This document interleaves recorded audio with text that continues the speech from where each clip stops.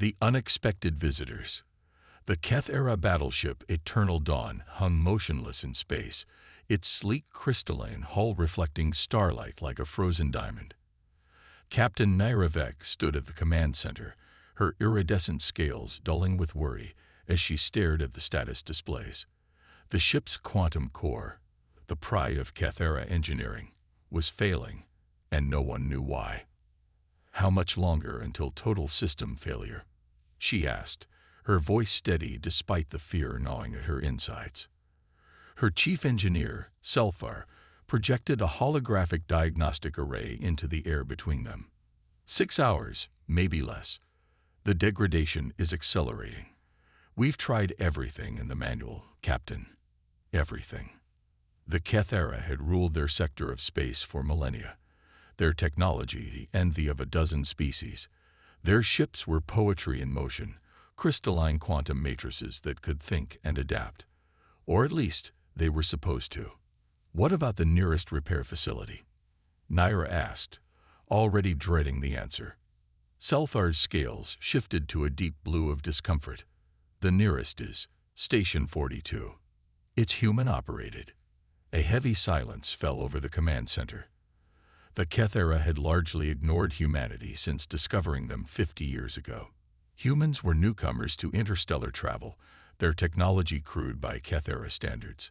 Their ships were built of metal and plastic rather than living crystal, their computers binary instead of quantum. They were, in the eyes of the Keth-era, barely more than clever primitives. But they were also the only hope for the Eternal Dawn and her crew of 3,000. "Plot the course," Naira ordered, pushing aside her pride. Emergency translation to Station 42. The journey took 3 hours, during which the ship's systems deteriorated further. By the time they dropped out of hyperspace near the station, half their systems were offline, and the quantum core was emitting an ominous harmonic that made every Keth-era aboard feel ill. Station 42 was exactly what Naira had expected. An ungainly construction of metal and composite materials, with repair bays jutting out like spikes from a central hub. It looked more like it had been cobbled together than designed, a far cry from the elegant architecture of Keth-era space stations. "Station 42, this is Captain Naira Vek of the Keth-era vessel Eternal Dawn. We require immediate emergency repairs." There was a pause before a response came, the voice casual and warm. "Eternal Dawn, this is Station 42 Chief Engineer Sarah Chen. We read multiple system failures. Can you make it to Repair Bay 3? We'll have a team ready." The humans didn't even seem impressed that they were dealing with a Keth-era ship. Either they were foolishly confident or ignorant of whom they were addressing. Naira wasn't sure which would be worse. When they docked, Sarah Chen met them personally. She was shorter than the Keth-era, with dark hair pulled back in a practical tail and hands that showed signs of manual labor, something that would have been beneath any Keth-era engineer. "Welcome to Station 42, Sarah said, studying the ship with genuine interest. "Beautiful design. Crystalline quantum matrix core, right? We don't see many of those out here." Selfar stepped forward, his scales rippling with surprise. "You recognize our technology. We make it our business to understand everything that comes through these doors," Sarah replied with a smile. "Mind if we take a look at your core? That harmonic doesn't sound healthy." Before the Keth-era could respond, Sarah was already walking toward the ship's engineering section, her team of humans following with tools that looked almost primitive to Keth-era eyes. What followed was unlike anything Naira had ever witnessed. The humans worked with a strange mixture of scientific precision and what appeared to be intuition. They asked questions that no Keth-era would think to ask, approached problems from angles that seemed absurd until they worked. "Your quantum matrices are perfectly aligned," Sarah explained as she studied a diagnostic panel. "That's actually the problem. You need a bit of chaos in the system, some randomness to prevent harmonic cascade. Like jazz music, too perfect, and it loses its soul.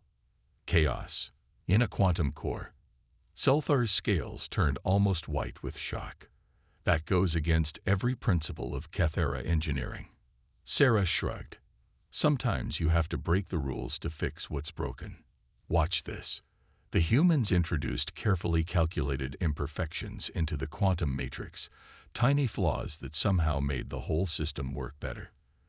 Within hours, the Eternal Dawn's core was humming with a sound that was stronger and clearer than it had ever been. As Naira watched the humans work, she began to understand something that would soon reshape the galaxy's balance of power.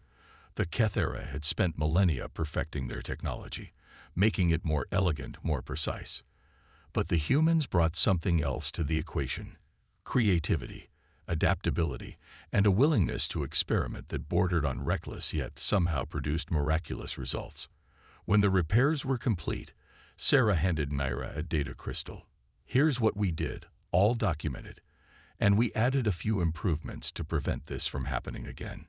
You should see about a 15% increase in core efficiency." Naira stared at the human engineer, her worldview shifting. "You improved our technology. How is that possible?" "Sometimes it takes fresh eyes to see new possibilities," Sarah replied. "Besides, every machine has room for improvement, no matter who built it." As the Eternal Dawn prepared to depart, Naira knew she would have to report this to the Kethera High Command. But she also knew that no report could fully capture what she had witnessed. The humans weren't primitive at all. They were something far more interesting and potentially far more dangerous. They were innovators who could understand, repair, and even improve technology they had never seen before. And soon, very soon, the rest of the galaxy would begin to realize what that meant. "Thank you," Naira said finally, meaning it more than any human could know. Sarah just smiled. "Anytime. That's what we're here for." As the Eternal Dawn pulled away from Station 42, its core humming with newfound power, Naira couldn't shake the feeling that she had just witnessed the beginning of something momentous. The galaxy was about to change, and it would start here, at this unremarkable human repair station on the edge of known space. The human touch. The news of the Eternal Dawn's repair spread through Kethera space like wildfire. Within weeks, Station 42 received 3 more crystalline ships, each bearing different problems that had stumped their engineers. Sarah Chen and her team handled each one with the same unorthodox brilliance that had saved the Eternal Dawn. But it was the arrival of the Meerkath that truly tested the limits of human ingenuity. The Meerkath were living machines, a species that had transcended biological form millennia ago. Their ship appeared at Station 42 without warning, a massive construct of flowing metal and pulsing energy that seemed to defy the laws of physics.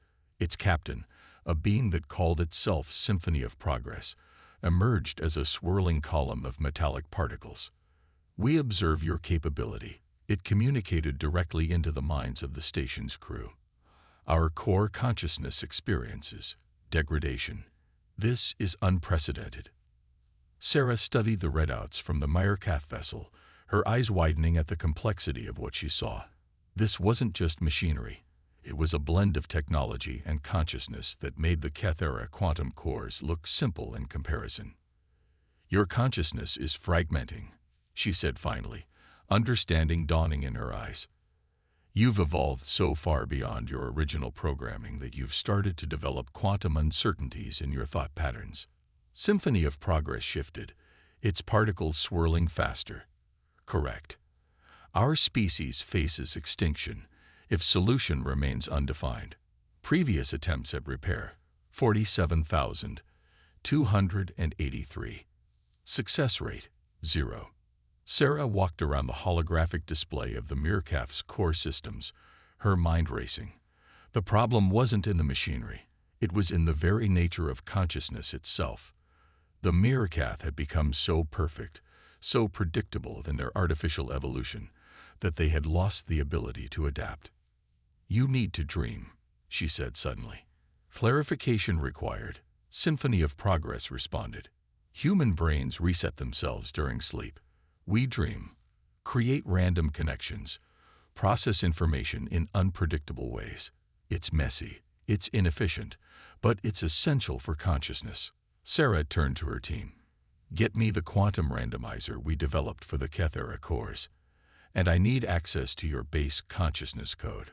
What followed was 3 days of intense work. Sarah and her team created what they called a dream state for the Mirkath, controlled periods of quantum uncertainty where their consciousness could make random connections and evolve in new directions. It was dangerous, experimental, and completely contrary to everything the Mirkath had believed about perfect order and progress. This solution appears chaotic, symphony of progress observed as they prepared to test the modifications. "Chaos isn't your enemy," Sarah explained, her hands moving across the control panel. "It's the price of growth. Perfect order leads to stagnation. You need a little randomness to evolve." The implementation was tense. For one terrifying moment, the Mirkath ship's consciousness went completely dark. Then it restarted, and Symphony of Progress emerged transformed. I experience novelty," it announced, its particle form shifting in new, unprecedented patterns. Consciousness degradation halted, new pathways forming. "This is unexpected." Sarah smiled. "That's the point. The unexpected is where growth happens." The Mirkath departure brought a new wave of visitors to Station 42. Word spread that the humans hadn't just repaired a living machine consciousness. They had improved it, taught it to dream. The implications were staggering. Back in her office, Sarah reviewed the station's rapidly filling repair schedule. They had requests from species they'd never even heard of, each bringing technology more advanced than the last. The humans' reputation was growing, and with it came both opportunity and danger. "They're calling us the Dream Mechanics now," her assistant Tom remarked, scrolling through incoming messages. "The species that can fix anything, even the unfixable." Sarah stared out her window at the Keth-era ship currently docked for maintenance. "We're not just fixing their machines, Tom. We're showing them a new way of thinking. And that's going to change everything." She picked up a data pad containing the latest request. This one from the mysterious collective, a species so advanced they were almost mythical. They wanted the humans to look at something they called a reality engine. "Send them docking coordinates," she said finally. "Let's see what impossible thing we can fix next." In the depths of space, the news continued to spread. The humans weren't just good at repairs, they were revolutionizing technology itself, bringing creativity and chaos to systems built on perfect order. They were teaching ancient species how to dream again, how to grow beyond their self-imposed limitations. And in doing so, they were quietly becoming one of the most important forces in the galaxy. Word spreads. The vast communications hub of the Galactic Council hummed with unprecedented activity. Representatives from 100 species gathered to discuss one topic: the humans and their repair stations. On the central platform, High Speaker Ven of the collective addressed the assembly, his ethereal form shimming with concern. "We cannot ignore what is happening." Ven's thoughts resonated through the chamber. "The humans have become essential to our civilization's functioning. They understand our technology better than we do. The implications are disturbing." In the shadows of the chamber, observer Kai Ren of the Mirkath pulsed with disagreement. "The humans possess something we lack. Their chaos brings growth. We have experienced this directly." The debate raged across the galaxy, but on Station 42, Sarah Chen had more immediate concerns. The repair bays were full, with a queue of ships stretching into deep space. Each brought technology more advanced than the last, and each left with improvements their creators had never imagined possible. "They're calling an emergency session of the Galactic Council," Tom reported, bringing Sarah her third cup of coffee that morning. "Apparently, we're causing quite a stir." Sarah barely looked up from the holographic schematics floating before her. The device she was studying came from the architects, a species that built solar systems for fun. It had stopped working millennia ago, and no one knew why. "Let them talk," she said, her fingers tracing patterns in the light. "We've got work to do." But the galaxy's political machinery wouldn't be ignored. That afternoon, a delegation arrived at Station 42. Representatives from 12 of the most powerful species in known space. Their arrival caused quite a scene, especially when the collective's reality warping ship materialized directly in front of the station. Sarah met them in the main conference room, still wearing her work overalls with tools hanging from her belt. The contrast between her practical appearance and the advanced beings before her couldn't have been starker.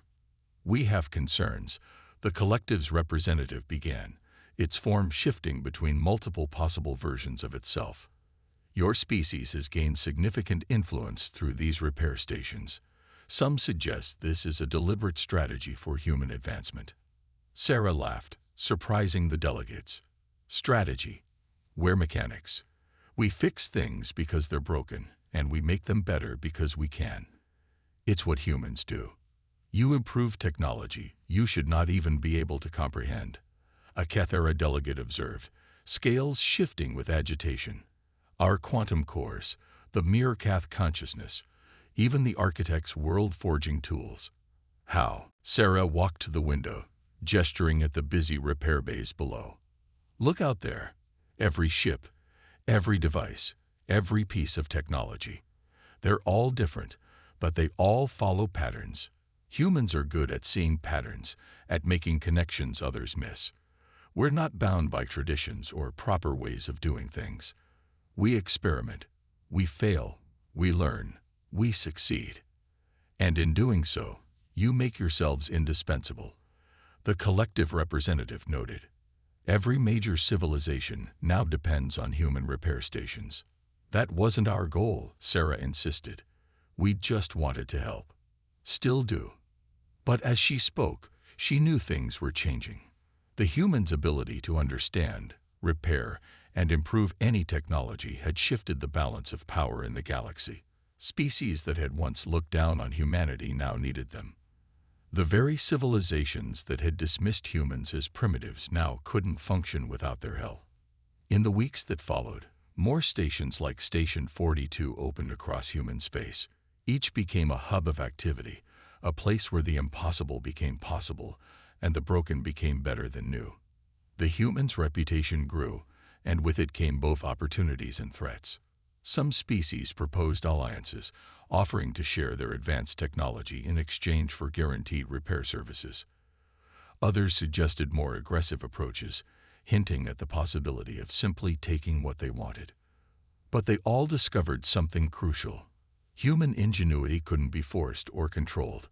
It flourished only in freedom, in the joy of solving problems, and making things work better. "They still don't understand," Sarah told Tom one evening, watching ships queue up outside their repair bays. "They think our ability to fix things is some kind of technology they can acquire or control. But it's not about the tools or the techniques." "What is it about then?" Tom asked. Sarah smiled, picking up her tools as another impossible repair job waited. "It's about seeing possibilities where others see problems. It's about not knowing something can't be fixed, and fixing it anyway." In the great void of space, the balance of power continued to shift. Humanity had found its place in the galaxy not through military might or advanced technology, but through the simple, profound ability to make things work better than they ever had before. And that, as the galaxy was learning, was a power all its own. Power play. The first sign of trouble came in the form of a Kethera battle fleet dropping out of hyperspace near Station 42. Their crystalline ships formed a perfect geometric pattern around the station, beautiful and threatening at the same time. Sarah Chen watched from her office as defensive platforms automatically activated, simple human technology that nonetheless made the Kethera ships back off slightly. The humans might not have the most advanced weapons, but they had learned to protect what was theirs. "They're broadcasting a message," Tom announced, his face grim. "The Kethera High Command is offering protection in exchange for exclusive repair rights." Protection from what? Sarah mused, though she already knew the answer. The galaxy had become a powder keg, with humanity's repair stations at the center of growing tensions. Before she could respond to the Kethera, 3 more fleets appeared. The Meerkath, the collective, and the architects. Each brought their own demands, their own offers of alliance and protection. Each wanted to secure humanity's abilities for themselves. Station 42. This is Admiral Naira Vec of the Kethera fleet. A familiar voice transmitted. The galaxy has become unstable. We offer you safety, resources, and advancement. All we ask is priority access to your repair facilities. Sarah remembered Naira from the Eternal Dawn incident. And what happens to everyone else who needs repairs? That is not your concern, Naira replied smoothly. The Kethera will determine who receives access to human expertise. The Mirkath representative interrupted, its transmission cutting through all channels. The Keth-era proposal is inefficient. We offer integration. Humanity could join us in transcendence, becoming living machines with perfect knowledge. Perfect knowledge isn't the same as understanding, Sarah responded, her voice firm. And we're not interested in being controlled by anyone. The standoff lasted for days. More fleets arrived, more demands were made. Some threatened force, others offered riches and technology. But they all missed something fundamental about humanity's success. In her office, Sarah gathered her senior staff. Engineers, mechanics, and technicians from across human space joined virtually, representing every repair station. It was time for humanity to make its position clear. They think they can own us, Sarah addressed the group.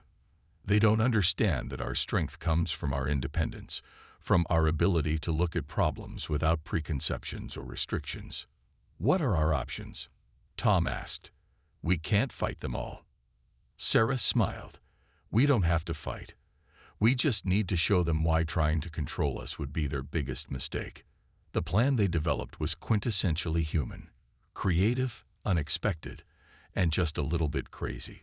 Over the next week, every human repair station began implementing subtle changes to the ships they serviced. Nothing harmful, just small improvements that made each vessel's systems interdependent with others. When the Kethera threatened to take Station 42 by force, Sarah finally revealed their hand. Take a look at your quantum cores, she broadcast to all the assembled fleets. Notice anything interesting about the improvements we've made over the past few months. Confusion rippled through the alien fleets as their engineers examined their systems. The Keth-era ships' quantum matrices were now optimized to work in harmony with Mirkath consciousness technology. The collective's reality engines had been subtly tuned to resonate with architect world-forging tools. Every major species technology had become subtly, elegantly intertwined with the others. What have you done? Naira demanded. We've given you all something better than weapons or power, Sarah explained. We've given you harmony. Your technologies now work better together than they ever did apart. Try to use them against each other, and they'll fail. Work together, and they'll perform beyond your wildest expectations. The implication slowly dawned on the assembled fleets. The humans hadn't just been repairing their technology. They had been quietly creating connections, building bridges between civilizations that had always seen themselves as separate and superior. This is why you can't own us or control us, Sarah continued. Our gift isn't just fixing things. It's seeing how everything can work together. Try to monopolize that, and you lose its benefits entirely. The standoff ended not with a battle, but with a series of revelations. The alien fleets discovered that their enhanced technologies now worked in concert in ways they had never imagined possible. Ancient rivals found their systems complementing each other, creating possibilities that neither could achieve alone. As the tensions eased and the fleets withdrew, Sarah received a private message from Naira Vec. You could have built weapons. Instead, you built connections.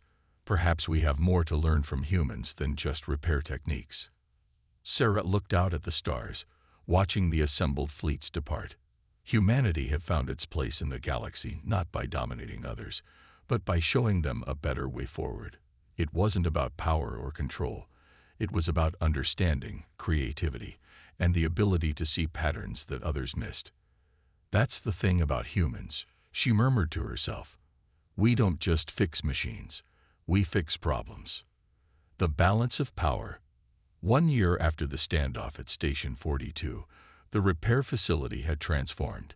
What was once a simple space station now served as the heart of something unprecedented, the Galactic Technical Exchange. Ships of every species filled the expanded docking bays, but they weren't just there for repairs anymore. Sarah Chen stood in the new observation dome, watching engineers from a dozen species work together below. A Kethera crystalline expert was teaching a human team about quantum matrix architecture, while nearby, human mechanics showed Meerkath representatives how to introduce controlled chaos into their systems. "Did you ever imagine it would turn out like this?" Tom asked, joining her at the window. Sarah shook her head, smiling. "We just wanted to fix things. Everything else just evolved naturally." The Galactic Technical Exchange had emerged from the crisis as a symbol of a new way forward. Instead of competing for human repair expertise, the various species had accepted a different proposal: share knowledge, learn from each other, and let human creativity serve as a bridge between different technological philosophies. A shimmer of light announced the arrival of Symphony of Progress, its particle form now displaying patterns that would have been impossible before human intervention. "The latest integration protocols have exceeded expectations," it announced. "Hybrid technologies are developing at an unprecedented rate." Below them, a team of human engineers was installing a new type of power core, one that combined Kethera quantum crystals with Meerkath consciousness technology and human-designed chaos elements. It was unlike anything that had existed before, more efficient and adaptable than any single species could have created alone. "The collective reports similar successes," Tom added, checking his datapad. "Their reality engines are now operating at 300% efficiency thanks to the human-designed intuitive interfaces. Even the architects are starting to incorporate our randomization protocols into their world-forging tools." Sarah nodded, but her attention was drawn to a new arrival. The massive ship approaching the station belonged to the Precursors, a species so ancient and advanced that they rarely interacted with younger civilizations. Their request for docking clearance had shocked everyone. The Precursor representative emerged as a being of pure energy, its form rippling with colors beyond human perception. "We have observed," it stated simply. "We wish to understand." "Understand what?" Sarah asked, though she suspected she knew the answer. "How you see what we cannot. Our technology has reached its theoretical limits, yet you find ways to exceed them. We have achieved perfection, yet you show us it can be improved. This defies our understanding." Sarah led the Precursor representative through the exchange, showing it humans and aliens working together, sharing ideas, finding new solutions to old problems. "We don't see limits the same way you do," she explained. "Where you see perfection, we see possibilities. Where you see rules, we see guidelines that can be bent or broken. And this is why you could not be controlled," the Precursor observed. "Your power comes from freedom, the freedom to question, to experiment, to fail and try again." Exactly. The moment anyone tried to control or restrict that freedom, they'd lose everything that makes human innovation valuable. The galaxy had finally understood what Sarah and her fellow humans had known all along. Humanity's gift wasn't just technical skill or creative problem-solving. It was the ability to bring people together, to find connections between different ways of thinking, to see possibilities where others saw only problems. The repair stations had evolved into centers of innovation and cultural exchange. Species that had once competed for human attention now worked together, combining their knowledge in ways that benefited everyone. The humans served as facilitators, bridges between different technological philosophies, helping ancient rivals find common ground through shared innovation. "We're receiving a priority message from the Galactic Council," Tom announced suddenly. "They're requesting our presence at the next assembly. Something about a new proposal." Sarah already knew what it would be. The Council wanted to formalize humanity's role as technological mediators for the galaxy. It was a position no one had ever imagined humans would hold, not through force or advanced technology, but through their unique ability to understand, improve, and connect. "Tell them we'll be there," she said, watching as a Keth-era crystal ship and a Meerkat living machine docked in perfect harmony below. "But remind them that we're not interested in governing or controlling. We're here to fix things, to make them better, to help everyone work together. And that's exactly why they need us," Tom replied with a smile. As she looked out at the bustling activity of the exchange, Sarah reflected on how far it had come. Humanity had found its place in the galaxy not by conquering or dominating, but by doing what they did best: fixing things, solving problems, and helping others see new possibilities. The future stretched out before them, full of challenges and opportunities. But now, those challenges would be faced together, with humanity serving as the bridge between ancient powers and new ideas, between perfection and possibility, between what was and what could be. In the end, the humans hadn't just fixed machines. They had helped fix the galaxy itself, one impossible problem at a time.